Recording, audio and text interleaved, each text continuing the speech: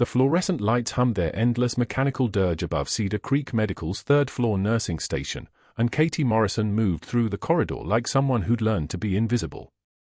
8 months. 243 days of deliberately drawing no attention, accepting assignments without question, declining social invitations with polite excuses that made her seem professionally distant rather than operationally cautious. Her scrubs were standard issue, pressed but not pristine. Her shoes were white leather nursing clogs, broken in at exactly the rate a floor nurse's shoes should be. The rope-burn scars on her forearms, marks from a rope rappel gone wrong in Kandahar, were covered by a long-sleeved compression sleeve she'd claimed was for a repetitive strain injury. Nobody questioned it.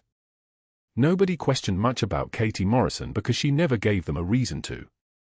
What they couldn't see was the way her hands moved. That was the dangerous part. Hands that had tied a femoral tourniquet in the back of a Humvee while mortars screamed overhead didn't move like a civilian nurse's hands.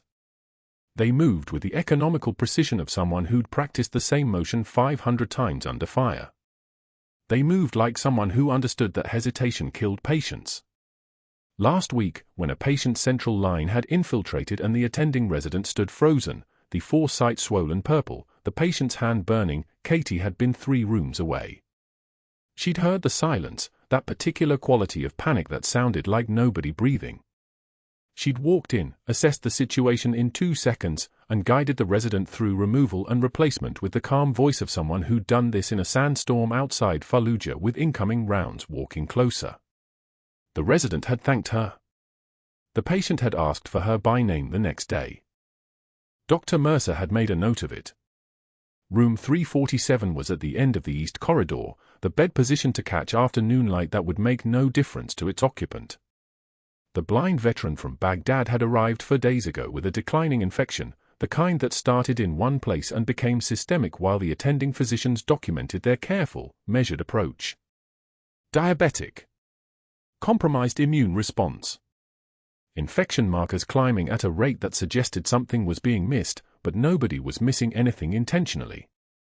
They were just following protocol, which meant rounds at 7 a.m., assessment at 2 p.m., notes in the chart, prescriptions written to the standard of care. The standard of care was designed for patients who didn't have Baghdad in their medical history and a unit patch sewn into the lining of the jacket still hanging on the visitor's chair. Katie knocked twice and entered without waiting. "Morning vitals, Mr. Hayes." The veteran's head turned toward her voice. His eyes were wrapped in gauze, thick enough that bandage changes required specific technique. The infection had started in the left eye shrapnel, probably, given the scarring visible at the margins, and spread to the tissue around the socket before anyone caught it. Now his fever was spiking despite the antibiotics. His white count was climbing. Everything about his presentation said infection progressing faster than treatment could contain it, which meant either the infection was resistant or the treatment wasn't addressing the actual problem. Katie wheeled the blood pressure cuff closer, and the sound it made, the mechanical hiss of the 4-pump behind the bed, the soft click of her rolling the stool into position, was the only warning anyone had that something significant was about to happen. She took his vitals with the same methodical precision she brought to everything. Blood pressure 138/82. Heart rate 106. Temperature 102.4. She wrote nothing in her expression as she checked his chart against the last reading. The fever was trending up. The heart rate was elevated. The blood pressure was holding, which meant at least he wasn't septic, not yet, but the trajectory was clear as an artillery trajectory, and she'd learned to read those with the instinct of someone who'd called in medical evacuation coordinates to save lives. "I'm going to change your dressing now," she said, keeping her voice level. "This is going to feel cold for a moment." She pulled the saline from the warmer, habit, not protocol, and began the removal with the kind of care that didn't look like care because it was complete competence rendered invisible. The old dressing came away from the scarring with the gentle precision of someone who understood that every unnecessary second of exposure meant increased infection risk. She could see the inflammation had spread deeper than the last change, the tissue around the socket taking on that characteristic appearance that meant the infection was winning. The antibiotic regimen was wrong. Not ineffective, but wrong. Someone had missed something about the initial injury, about the debris field, about what had actually lodged in the tissue before the wound was closed. She replaced the dressing without comment, her movements economical and exact. New gauge. New tape. The kind of technical proficiency that made the procedure look simple because all the complexity was happening in her hands, not in hesitation or doubt. She was 3 seconds faster than the standard nurse would have been, which meant 3 seconds less exposure, which meant 3 seconds less infection spread, but the residents didn't count seconds. Dr. Mercer did. He was watching through the window of room 347, his posture framed by the small reinforced square of glass in the door. Katie didn't look at him, didn't acknowledge his presence, because looking at him would mean looking away from the veteran's face for the half-second it took her to recognize what was about to happen. The veteran's hand came up fast, faster than a blind patient should be able to move given his fever and infection level, and his fingers closed around her wrist with surprising strength. "I know those hands," he rasped, his voice rough from days of fever and pain. "You tied a femoral tourniquet in a Humvee under fire. I was 3 vehicles back. I watched you work through the periscope. You didn't even look scared." Katie's breath didn't change. Her heart rate remained exactly what it was. She didn't jerk her hand away or gasps or perform any of the physical tells that betrayed emotional response. She simply waited 2 seconds, let the silence stretch to the point where answering would be the safest option, and then she gently freed herself from his grip. "You're running a fever," she said, keeping her voice in the professional register she'd perfected over 8 months. "I'm going to talk to Dr. Mercer about adjusting your antibiotics." She didn't confirm what he'd said. She didn't deny it. She didn't do anything that would lodge in his memory as a specific answer, because every word that confirmed her actual identity was another thread in the carefully constructed cover that was all that stood between her and extraction from this assignment. The unit patch sewn into the lining of the jacket hanging on his chair, the patch that matched intelligence about a compromised operation and a witness who needed protection more than he needed the truth, had already told her everything she needed to know about why she was here. That her cover was thinning was a detail she'd have to report. That a fellow combat medic had recognized her surgical technique meant her time in this identity was measured in days, not months, and she couldn't afford to let him confirm it. Dr. Mercer was still in the doorway when she turned. His expression was the particular blend of contempt and resentment that came from watching a floor nurse demonstrate technical competence he hadn't seen in a resident yet, and Katie met his eyes for exactly 1 second before looking away. That second was enough. He'd seen her acknowledge his observation. He'd seen her recognize that he'd been watching her hands move through the dressing change. And he'd made a decision about what that meant, which was the most dangerous moment in any interaction with administrative power structures, when someone wrong decided they'd figured you out. She updated the chart from the bedside computer, her fingers moving across the keyboard with the kind of practiced efficiency that came from muscle memory shaped in different contexts. Fever trending up. Infection markers climbing. Dressing changed without complication. Assessment unchanged. She logged every detail with the precision of someone who understood that medical records were legal documents and that precision protected patients, which was true, and also protected herself, which was secondary but relevant. In the hallway, she passed Mercer without speaking. She could feel his attention following her down the corridor toward the medication dispensary, and she forced her breathing to remain regular, her gait to remain exactly what it had been that morning. The limp she'd compensated for, the one that came from shrapnel in her left thigh that had nearly ended her career before she'd been pulled into this different kind of assignment, stayed invisible because she'd trained every muscle to absorb the asymmetry. At the nurse's station, she pulled her personal phone from her locker and opened the encrypted messaging application that had been installed under a fake app label. The message took 90 seconds to compose, each word chosen with the specificity of someone who understood operational brevity. The unit patch was confirmed. The patient was confirmed. The window for this assignment was closing. Her cover as a simple floor nurse at Cedar Creek Medical was thinning. A fellow service member had made a positive identification of her surgical technique. Extract timeline needed to be accelerated. She hit send and watched the message encrypt and disappear. The rest of her shift proceeded with the kind of routine that felt increasingly fragile. She checked on 4 other patients, ran medications, documented changes, and maintained the professional demeanor that had kept her invisible for 243 days.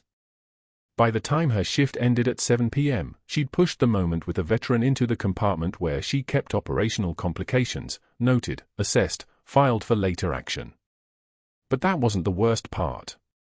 The worst part was that Dr. Mercer had seen her hands move, and he'd recognized something in them that made him certain she was dangerous in ways he didn't yet understand, which meant he was already making plans to demonstrate his institutional authority over her before her cover could tighten again.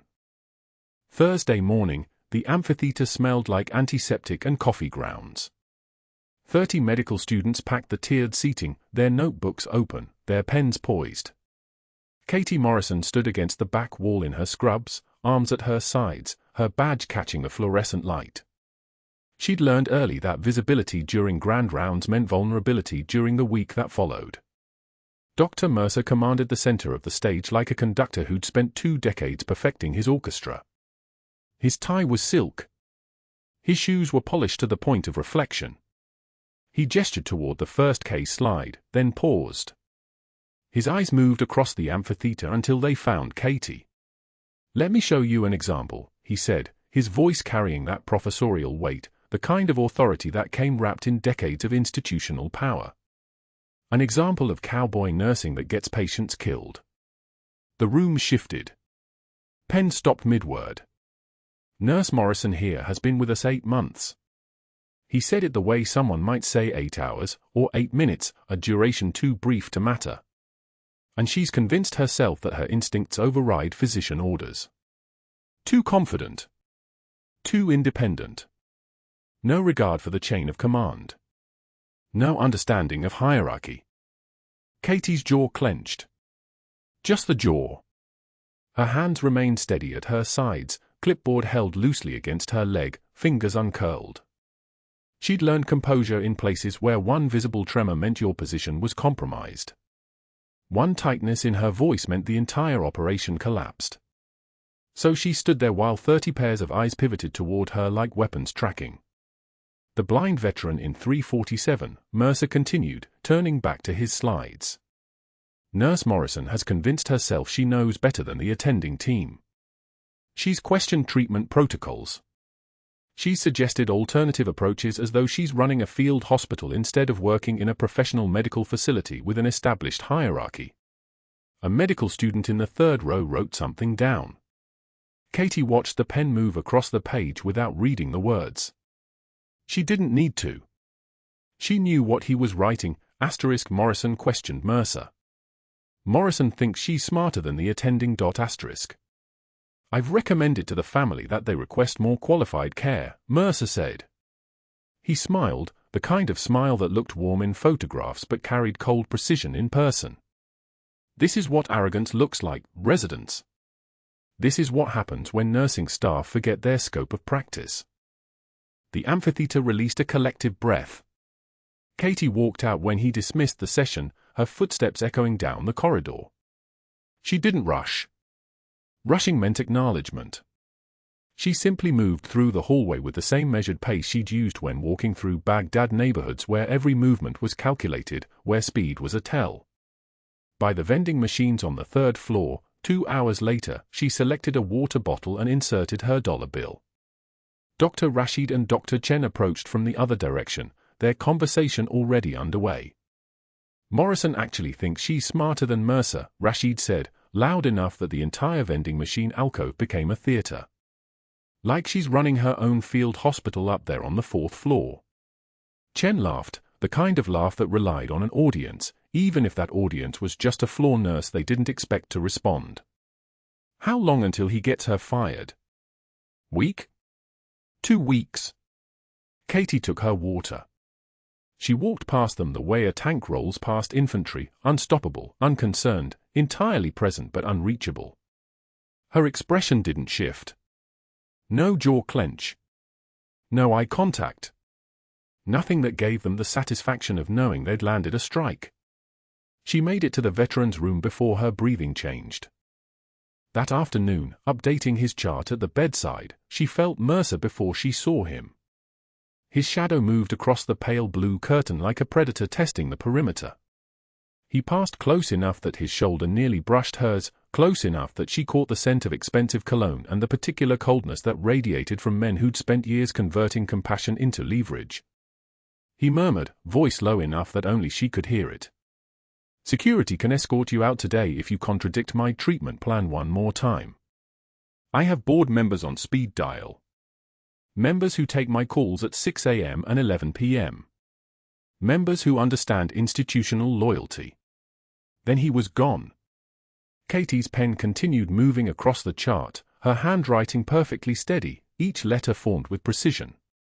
But her left hand rested flat against the desk and her knuckles had gone white, the tendons standing out like cables under tension.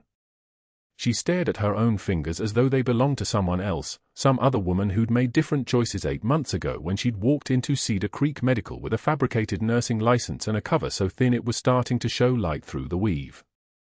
She finished the documentation. She filed the chart.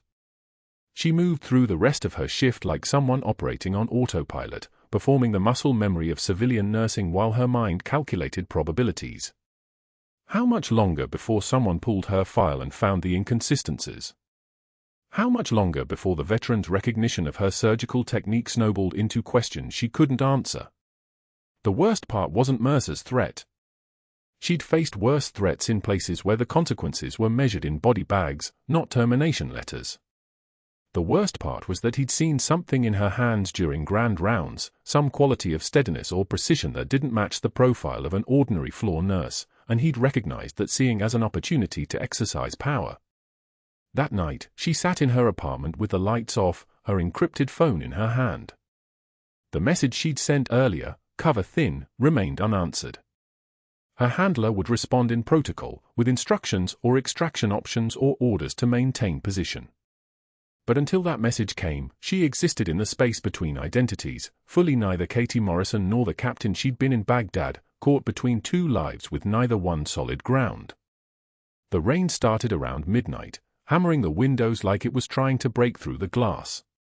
She sat there and listened to it, understanding that tomorrow would bring blood work results and vital sign checks and the continued slow erosion of the careful fiction she'd spent 8 months constructing. Understanding that Dr. Mercer was already planning his next move, already sharpening the institutional knife he'd used to demonstrate that he controlled this hospital, this floor, this specific nurse who'd made the mistake of being better at her job than he was comfortable tolerating. She pulled up the veteran's chart on her personal laptop, reviewing his infection markers one more time. The patterns didn't match standard complications. The bacterial profile was too specific, too consistent with contaminated soil from a particular region near Baghdad. The kind of pattern that only someone who'd treated similar cases in theater would recognize. Which meant the veteran wasn't random. Which meant his presence at Cedar Creek Medical meant something, and her recognition of his condition meant something, and the unit patch she'd seen sewn inside his jacket lining during dressing changes meant something that went far deeper than a simple admission. But that was a problem for later. Right now, there was only the rain, and the darkness, and the sound of Mercer's voice echoing through the amphitheater like a promise he intended to keep. Day 3 arrived at 2 in the morning, when Cedar Creek Medical was nothing but humming machines and the faint beep of monitors counting down some invisible clock. Katie sat alone in the break room with the veteran's chart spread across her lap, the fluorescent lights casting everything in that particular shade of institutional blue that made it impossible to tell if the numbers in front of her were good or catastrophic. They weren't good. The white blood cell count had climbed from 14,200 to 18,900 in 24 hours. The fever that should have broken under her targeted antibiotic protocol, a narrow-spectrum agent designed specifically for the bacterial profile she'd isolated, was instead climbing like a metronome set wrong. 38.1 degrees Celsius at admission. 38.6 yesterday morning. Now 39.2, and the chart notes indicated it had spiked to 39.7 just after midnight. She ran her index finger down the lab values, cross-referencing the culture sensitivity reports against the medication administration record, watching the timeline like she was reading a confession written in blood work. The progression didn't fit the treatment curve. It shouldn't be accelerating. Nothing about this followed the medical logic that had carried her through 3 tours and 247 field interventions. Katie's hands moved across the pages with the mechanical precision of someone who had learned long ago to separate what her body did from what her mind felt. This was the skill that kept soldiers alive, the ability to function while drowning. She documented her observations in the margin of her personal notebook, the one that looked like every other nurse's notebook but contained references to protocols that didn't exist in civilian medicine. Cross-reference timestamps. Notation about the antibiotic changeover. A question mark next to the 7 a.m. notation that read MD assessment and for adjustment, duration 90 seconds. She closed the notebook, slipped it back into her locker, and waited for 6 a.m. to arrive like someone waiting for a verdict. When it came, the charge nurse met her at the station before she could even log in. Her name was Sandra, 43 years in nursing, a woman who had learned long ago that some storms required your apologies before the rain started. "Katie, honey, there's been a change with your patient in 347. The words came out soft, the way words come when you're delivering bad news wrapped in institutional language. Dr. Mercer has transferred primary care to his service as of 6 a.m. Physician override, she added quickly, as if that explained everything and nothing. He said you're too emotionally involved with this case. It's affecting your objectivity. Katie didn't move. Didn't acknowledge the apology in Sandra's eyes. She simply nodded once and pulled up the updated chart on the nurse's station computer. What she saw made her jaw tighten imperceptibly, the kind of tightening that would have gone unnoticed by anyone who didn't know to look for it. Mercer had discontinued the targeted antibiotic protocol. The one she documented. The one that was working. He'd returned the veteran to standard broad-spectrum treatment, vancomycin and piperacillin-tazobactam, the kind of sledgehammer approach that covered everything and treated nothing with precision. His handwritten note in the chart read, "Patient response suboptimal. Reverting to institution standard protocol. Staff too invested in outcomes, clinical judgment compromised." She read the notation 3 times. Each word. Each strategic placement. This wasn't a medical decision. This was a strategic move. Stage 4. Weaponize policy. Invoke authority. And Katie couldn't contradict him. One word, one single contradiction in front of witnesses, and he had explicit grounds to have her escorted out. She had watched her career in undercover operations explain to her exactly how this worked. You were too useful, so they tried to break you. When breaking didn't work, they used their institutional power to isolate you from anyone who could verify your value. At 7 a.m., she watched through the window of room 347 as Mercer entered. He didn't check vitals. Didn't review the monitor. Didn't speak to the veteran, who lay motionless under the pale blanket, his chest rising in shallow increments. Mercer moved directly to the fall line. He spent 90 seconds adjusting something. His cuffs. The angle of the stand. His hand lingered on the foreport, just long enough that Katie registered the movement as intentional. Then he left, pausing at the threshold to adjust his cuffs again, the kind of gesture a man made when he wanted to look unruffled, when he wanted to appear like someone in absolute control. Katie was already moving before he turned down the corridor. She crossed the distance to the veteran's room in 5 strides, her badge the only credential she needed, her access still active in the system even if Mercer believed he'd revoked it. The veteran's pressure was 98/62. Respirations at 14 and shallow. His oxygen saturation had drifted to 91%, still acceptable, but moving in the wrong direction like a patient descending stairs into darkness. She checked the fall line.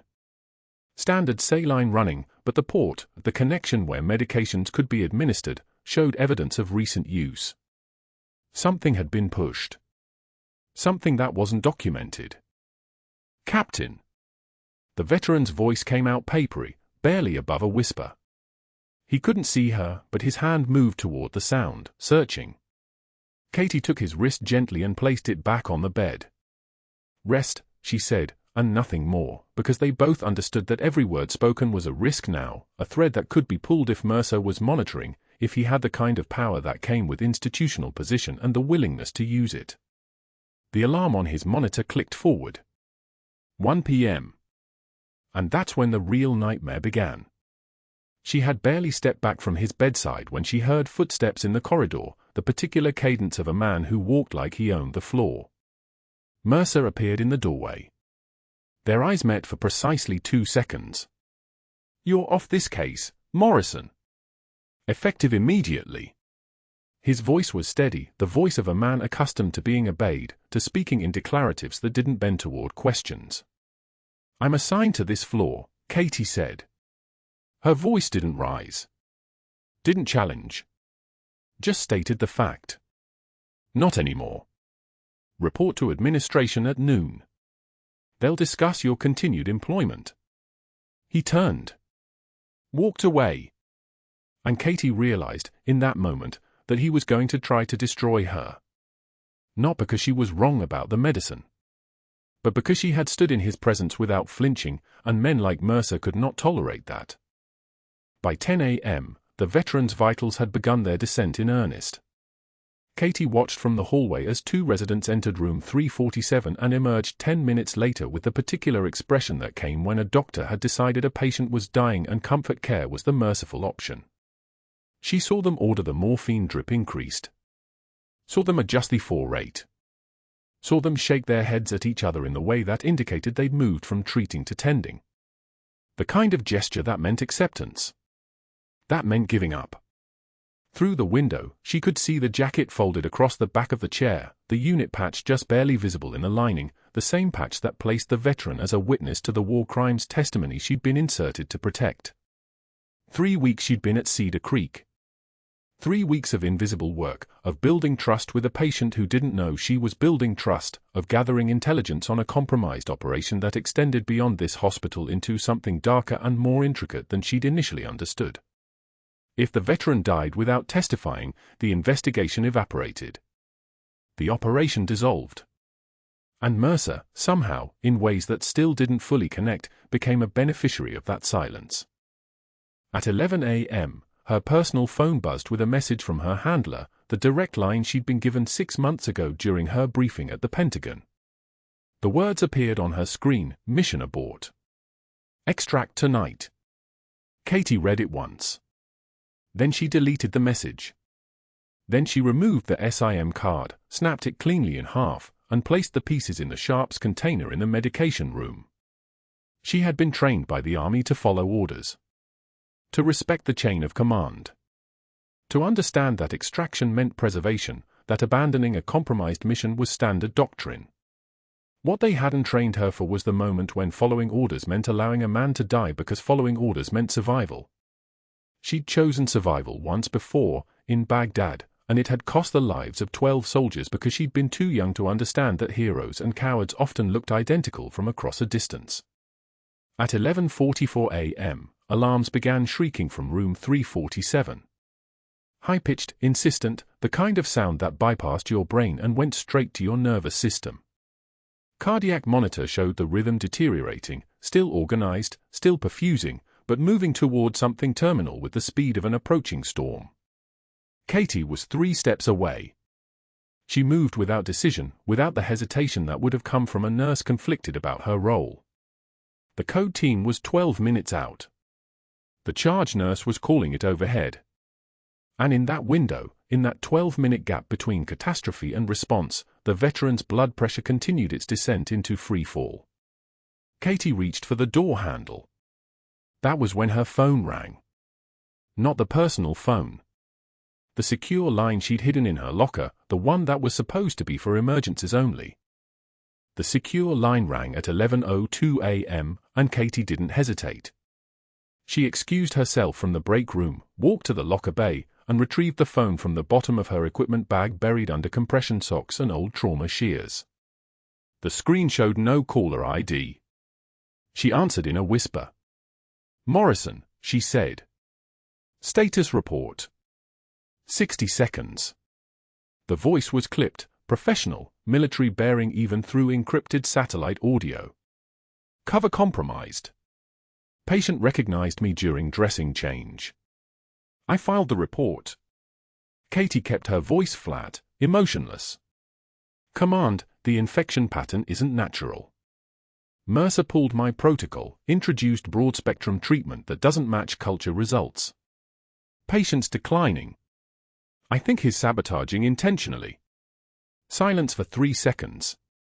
Mercer's file shows no connection to the target, the voice said. But the patient's condition takes priority. Continue observation. Report if. The line went dead.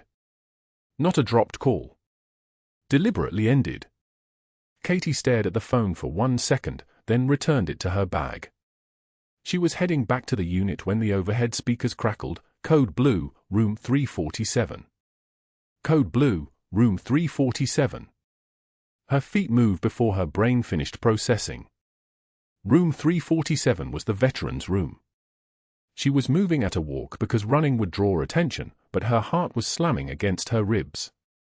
The code team was being paged simultaneously. She heard the overhead pages echoing from the second floor's ICU wing. They were 2 corridors away. Maybe 3 minutes out. She pushed into room 347 and locked the door behind her. The monitor was screaming. Blood pressure 62/35 and dropping like a stone. Oxygen saturation crashing from 88 to 82 to 76. The veteran's chest barely moved, shallow, labored breathing, agonal gasps that sounded like wind escaping a punctured tire. His skin was the color of wet concrete. The full line above his head dripped slowly, methodically, and Katie's eyes caught on it for half a second before her training took over.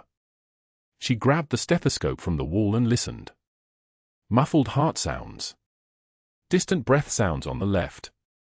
The clinical picture crystallized in her mind with the clarity of a surgical spotlight, cardiac tamponade. Fluid crushing his heart. The pressure around his heart was compressing the chambers, preventing them from filling. He had maybe 3 minutes before complete cardiogenic shock. Maybe 2.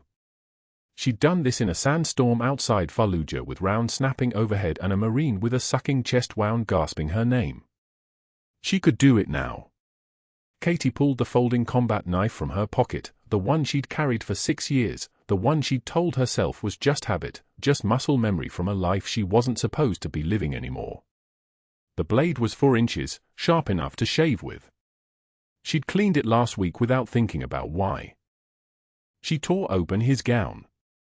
Found the intercostal space by touch alone, the 4th rib, the 5th intercostal space, her fingers mapping the anatomy the same way they had 1,000 times before.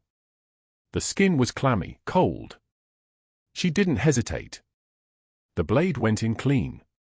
Her hands moved through pure muscle memory, the kind that lives in tendons and nerve endings, that doesn't need permission from her thinking brain.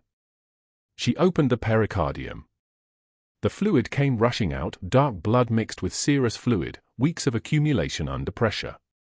The relief was immediate. His oxygen saturation jumped, 78, 82, 88. His heart rate stabilized. The monitor's shrieking became rhythmic, purposeful. Sinus rhythm. Beautiful, perfect sinus rhythm. She was packing the wound with sterile gauze when she saw Dr. Mercer's face in the door window. His mouth was open. Not shocked, she recognized the expression because it was the look of a man watching his entire constructed reality crack. His eyes moved from her face to the veteran's chest to the blood soaking through her scrubs. The recognition hit him in stages. She was performing emergency surgery. She had been the entire time, even when he'd forbidden it. She had just saved the patient he'd abandoned. Katie met his eyes and held them while her hands kept working, finishing the dressing, applying antibiotic ointment, securing the sterile field. She didn't look away. She didn't flinch. The trembling wasn't fear. The trembling was restraint. It was every ounce of her military training condensed into stillness, into composure, into the kind of calm that only comes from having already survived the worst. The code team arrived 45 seconds later, their footsteps thundering down the corridor. Katie unlocked the door and stepped back. The team flooded in, a resident, 2 nurses, the crash cart with its defibrillator and emergency medications. They stopped short when they saw the blood, the open procedure site, Katie standing there in scrub-soaked crimson like she'd just walked out of a combat hospital. Dr. Mercer was already in the doorway. His hand closed around Katie's upper arm, fingers digging in hard enough to bruise. "What did you do?" His voice was quiet, controlled, which somehow made it more threatening than shouting. "Cardiac tamponade," Katie said flatly. "Pericardial fluid compressing the heart. Emergency field thoracotomy. He's stable now. You performed surgery." His voice rose, pitched for the code team to hear. "You're a nurse. You don't have the credentials to." "He's stable." Katie pulled her arm free. "Chart it however you want." She stripped off her gloves and walked out, leaving the crash cart team to manage a stabilized patient and leaving Dr. Mercer standing in the doorway with his hands clenched into fists, his face the color of old brick. She could feel the moment he decided what he was going to do. By 1:15 p.m., the first phone call had been made. Katie heard about it from Janet at the nurse's station, whispered over a cup of cooling coffee, "Administration's looking for her." Something about Mercer's report. By 2:19 p.m., the second and third calls had followed. Katie caught fragments in the hallway near the supply closet. Rogue nurse. Unauthorized surgery. Dangerous. The words followed her like a vapor, settling into conversations the moment she left a room. She kept working. She'd been trained in hostile territory. Whispers were nothing. By 2:45 p.m., an investigator from Atlanta had been dispatched. A tall woman in a gray suit was waiting in Mercer's office when Katie passed. The woman was taking notes. Katie kept walking. By 4:22 p.m., her secure phone buzzed with a text notification from a number that wasn't in her contacts, "Former command references contacted regarding your credentials. Recommend immediate extraction. Awaiting your authorization." Katie sat in her car in the employee parking lot and read the message 3 times. 8 months of careful construction. 8 months of being invisible, of earning respect without revealing why she deserved it, of keeping her daughter stable in a civilian life that she'd told herself was temporary. The cover had a termination date. It was supposed to be another 4 weeks. Just enough time to gather the intelligence on the war crimes connection, to help Sergeant Wade transition to protective custody, to hand off the operation to someone else. The veteran's pulse had been fading. The monitoring had shown tamponade. The code team was 2 corridors away. She'd made a choice.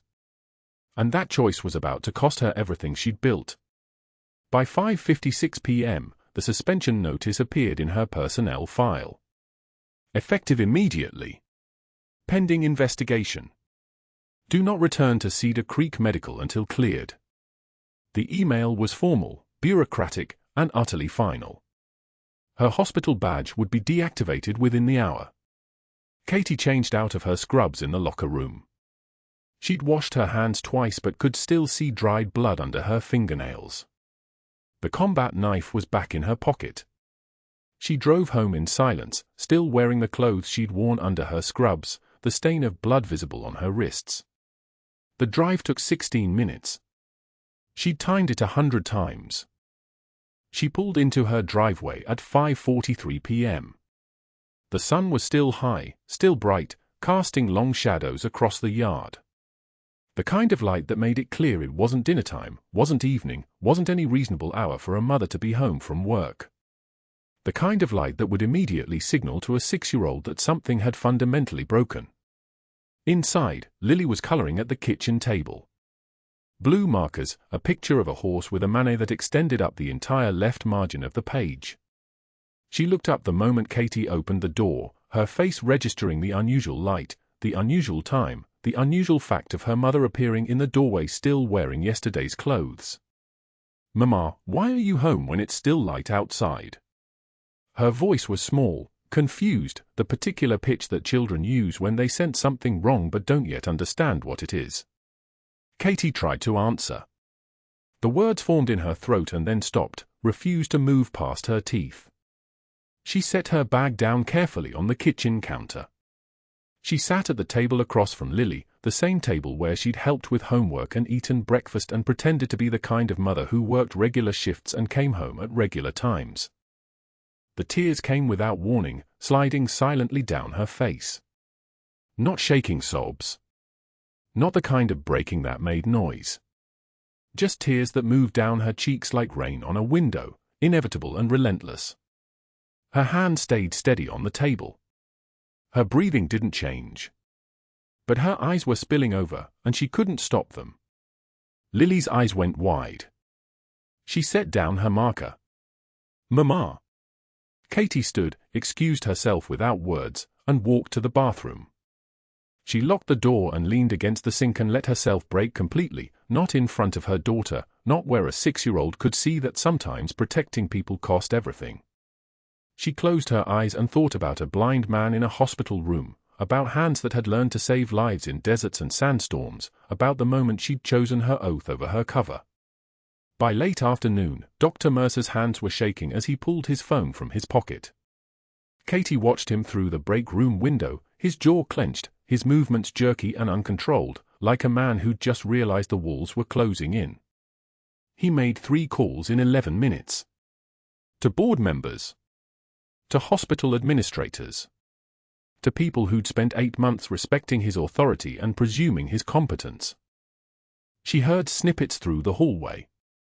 A dangerous rogue nurse performing unauthorized surgery. Violated every protocol. She's a liability we can't afford. His voice carried the particular venom of a man accustomed to being believed without question, to having his version of events accepted as fact. Cedar Creek Medical had been his institution for 19 years. He'd shaped its culture, mentored its residents, built a reputation that was supposed to be unshakable. But something had shifted. By evening, Katie received the official suspension notice on her personal phone, not even the courtesy of delivery in person. Effective immediately. Pending investigation. Do not enter Cedar Creek Medical premises. A hospital administrator from Atlanta was arriving tomorrow morning to review the security footage, the patient records, and Katie's entire file. Everything they were about to scrutinize would lead back to questions about why a registered nurse named Catherine Morrison had certifications that were authentic but arranged through non-standard channels. Why her references included military personnel. Why her previous employment history had gaps that military leave could explain, if anyone knew to look for the pattern. Her cover identity was already fraying at the edges. One call to the wrong command reference, and the entire fabric would unravel. She'd driven home in silence, her daughter in the back seat asking why they were leaving the hospital so early, and Katie couldn't find words that made sense to a 6-year-old. At the kitchen table, hours after bedtime, Katie sat with her hands folded in front of her and let herself acknowledge what she'd done. 37 lives saved. 1 mission compromised. 1 career ended. 1 daughter who was about to grow up with a mother who wore a uniform instead of scrubs. The tears came quietly, the kind that came from deep places that 6 months of undercover work had kept locked away. No trembling. No breaking down. Just tears sliding silently down her face as she stared at the kitchen wall, at a life that had been carefully constructed and destroyed in the span of 70 seconds with a combat knife in her own hands. Her daughter found her there. "Mama." The small voice cut through the dark kitchen. Katie's daughter stood in her pajamas, her hair sleep-mussed, holding her stuffed rabbit against her chest. "Why are you home when it's still light outside?" Katie looked at her daughter and couldn't answer. "Not yet. Not honestly." She pulled her into a hug instead, breathing in the smell of her daughter's shampoo, feeling the small heartbeat against her chest, and understood that everything was about to change. The next morning arrived with the weight of a reckoning. The hospital boardroom on the 7th floor of Cedar Creek Medical was configured in a formal hearing setup, Katie in civilian clothes sitting at one end of a mahogany table, Dr. Mercer at the other, his face flushed and his hands already restless with papers in front of him. A Marine colonel sat silently in the back corner, the kind of presence that made the room's air pressure change, that made people speak more carefully. A 2-star general was on a video call from the Pentagon. And the blind veteran, Sergeant Marcus Wade, sat beside Katie with his cane resting against his chair, his sightless eyes fixed toward the sound of Mercer's breathing. The administrator from Atlanta presented the facts with clinical precision. Security footage. Patient charts. The emergency thoracotomy performed without authorization.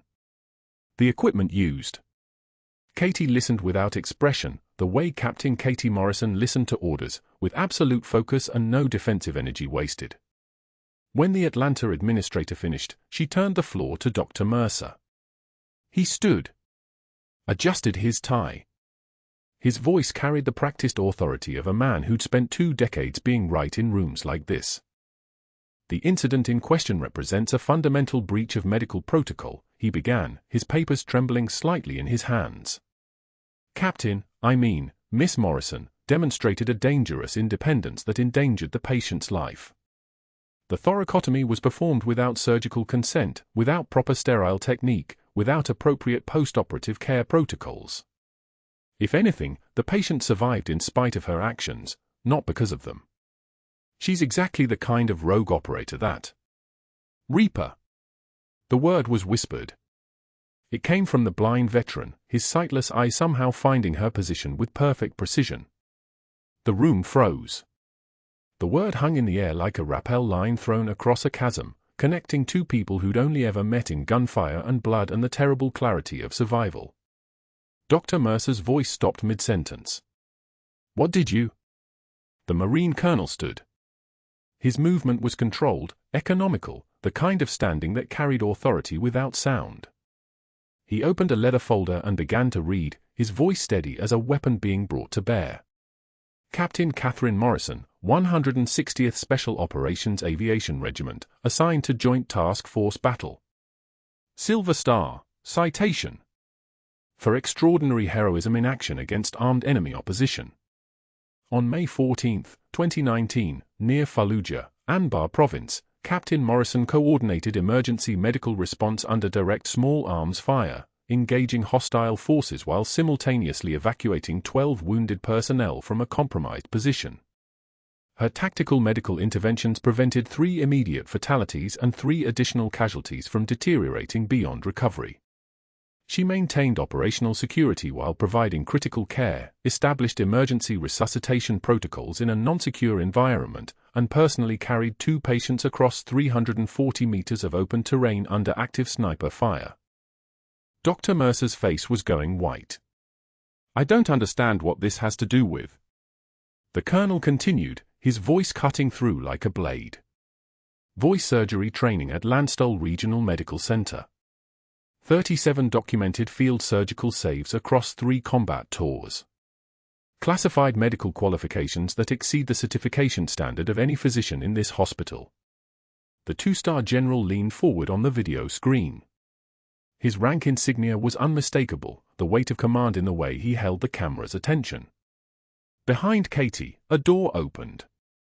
A man in army dress uniform entered, and Katie recognized the shape of his authority before she saw his face. General Patterson. Her former commanding officer. The one she'd called 3 nights ago to request immediate extraction and cover termination. He saluted Katie. Not the casual gesture of protocol, but the sharp, deliberate salute of one warrior recognizing another. Katie stood and returned it, and that movement, that single gesture of standing and saluting, finished what the veteran had started. The room understood. She was military. She was trained. She was something far more than a civilian nurse, and everyone in the space suddenly understood how completely they'd misread her. Dr. Mercer tried to speak. These credentials, if they're even legitimate, they don't justify the insubordination, the protocol violations. James Park, the hospital IT director, stood and approached the board chair. He was a thin man with Desert Storm insignia on a photo on his desk, and he moved with the quiet purposefulness of someone who'd spent 30 years watching people lie and discovering the truth. Computer logs from Dr. Mercer's hospital terminal, Park said, his voice level and precise. Yesterday morning, 6:38 a.m., he attempted to delete security footage from 3rd floor. 3 deletion attempts, all unsuccessful. He placed a tablet on the table. The preserved footage shows Dr. Mercer entering Sergeant Wade's room alone at 7:03 a.m. He dismissed the nursing staff. Spent 90 seconds at the 4 site. Left. 40 minutes later, Sergeant Wade's white blood cell count began an aggressive escalation inconsistent with his previous trajectory. The silence that followed was so thick you could operate in it. Park continued without inflection. The full contamination was deliberate. The escalation was engineered. The outcome was meant to be terminal. Dr. Mercer's voice cracked. That's insane. I would never. Your brother, the colonel said, his voice like ice water finding the spine, was Captain David Mercer. Special Forces. Attached to Sergeant Wade's unit in Baghdad. 2019. Wade's sightless eyes turned toward where Dr. Mercer was standing, and even without sight, his focus was absolute. Your brother executed 2 unarmed civilians and falsified the incident report as enemy combatants. I filed a formal report. David Mercer died in a training accident 3 months later, but the investigation into the war crimes stayed open. I'm the only surviving eyewitness. My testimony was scheduled for next month. Would have been, if I'd died of complications from sepsis. Dr. Mercer's hands were shaking now, real trembling, the involuntary kind that came from understanding that the ground underneath you had disappeared. His network was evaporating in real time. Katie watched as his phone buzzed repeatedly. Messages from the board members he'd called yesterday. Distances being established. Don't contact me again. The simple mathematics of institutional survival, where loyalty expired the moment it became a liability. I want a lawyer, Mercer said. Security was already moving toward him. 2 guards, their movements economical and final. The board chair's expression had hardened into something that looked like pity for a moment, then disappeared entirely. Dr. Mercer tried to gather his papers, but his hands were shaking too badly. He dropped them. They scattered across the mahogany table like debris from something that had crashed. Katie didn't move. She stood in her civilian clothes and watched him exit through the door, watched security escort him to a waiting vehicle, watched the man who'd spent 8 months trying to break her get dismantled by the simple truth of his own actions. The room's air pressure shifted as he left, as if the space itself was relieved to be rid of him. 6 months later, Katie stood at the window of Sergeant Wade's room on the ophthalmology floor, a different Cedar Creek Medical than the one that had suspended her, a hospital that had issued a formal apology and offered reinstatement with full back pay and a promotion to senior flight nurse. She'd declined. The Army had recalled her for something better. Teaching combat medicine at Fort Sam Houston. Working with the next generation of medics who would face the kinds of decisions that never appeared in textbooks. Through the hospital window, she could see the parking lot below. Dr. Mercer was loading medical supplies into a van, a blue work shirt bearing a company logo, his medical license revoked, his trial date set for next month. Attempted murder. Evidence tampering. The slow unwinding of a career that had been built on the assumption that institutional power was permanent. Katie turned back into the room. Wade sat on the edge of the hospital bed in civilian clothes, his clothes hanging slightly loose on his recovering frame. The nurse removed the final layer of bandages from his eyes. Wade blinked against the light, his vision still partial, still recovering, but present in a way it hadn't been since Baghdad. His eyes found hers. The first time he was actually seeing Captain Katie Morrison's face. She was wearing army dress blues. Captain's bars on her shoulders. The silver star pinned above her left pocket, the faded unit patch she'd removed from Wade's jacket now serving as a reminder of why she'd blown everything. Wade reached toward the jacket hanging on the chair beside his bed. Katie handed it to him.